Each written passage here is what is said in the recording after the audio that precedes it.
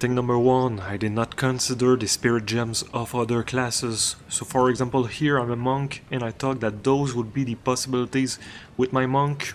They are selected by default, but you could, if you wanted, go with a ranger, get a wind dancer as long as you have the required dex and a martial weapon, so that pretty much fits with the monk, so that is possible. You could, for example, if you're a merc with the crossbow and use ice skills with the crossbow, you could go get Herald of Ice that is on the monk only right now. That is possible. Thing number 2, I did not use secondary weapons. You can use 2 weapons here and you can assign skills that are from a specific weapon.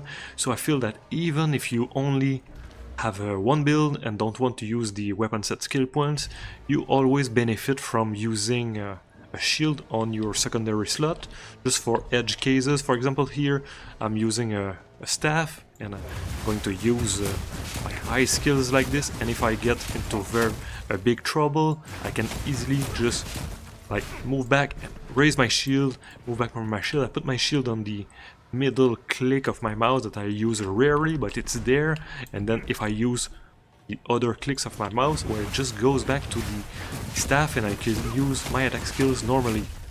Thing number 3, I did not spend enough time looking at the stats of the items before putting runes in them and choosing the right runes. So for example here, that's my that's an example, it's a pretty bad one. You can see here I had this weapon that I thought was pretty good for Act 2, plus 3 to all melee skills, looking pretty good, right?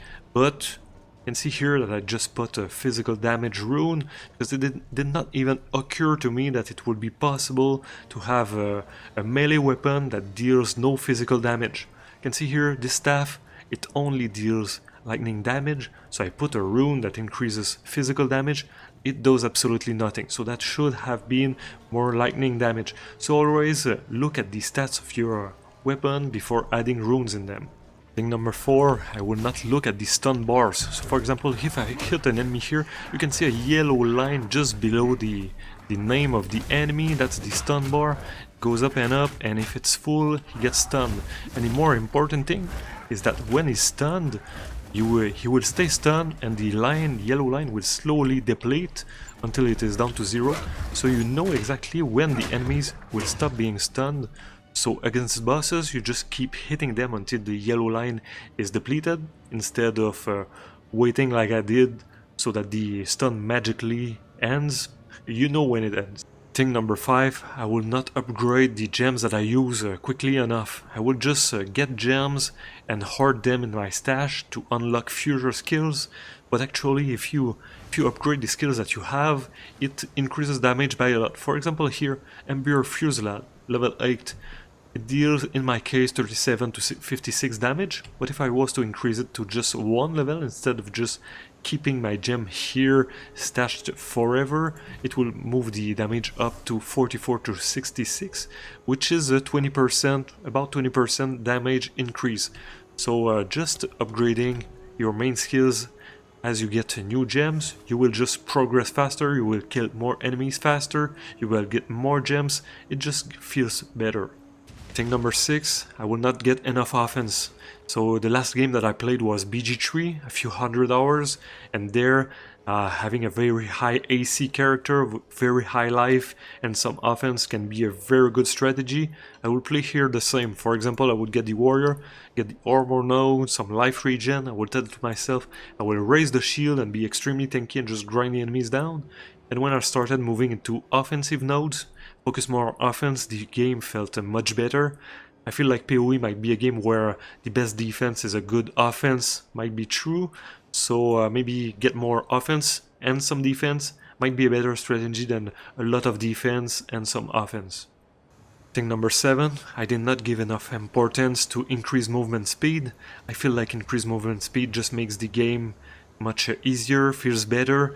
There's gonna be bosses that have big AoEs, and you can just get out of the AoEs much faster. It's much easier if you have increased movement speed. Thing number 8, I did not increase the resistances enough. So for example, the last boss of Act 1, I just died like 4 times or something the first time I tried him.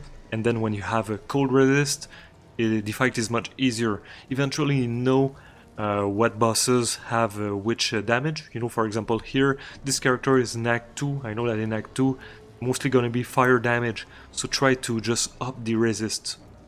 Thing number 9, I did not pick up bad items with either sockets or superior on them.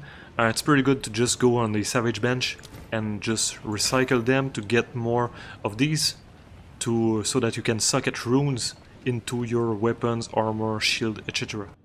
Thing number 10, I did not use ailments enough. Things like chill and freeze with cold damage, shock and electrocute with lightning damage. It just makes life much easier and it's pretty fun to play, so now ailments are part of the strategy of most of my characters. Thanks for watching.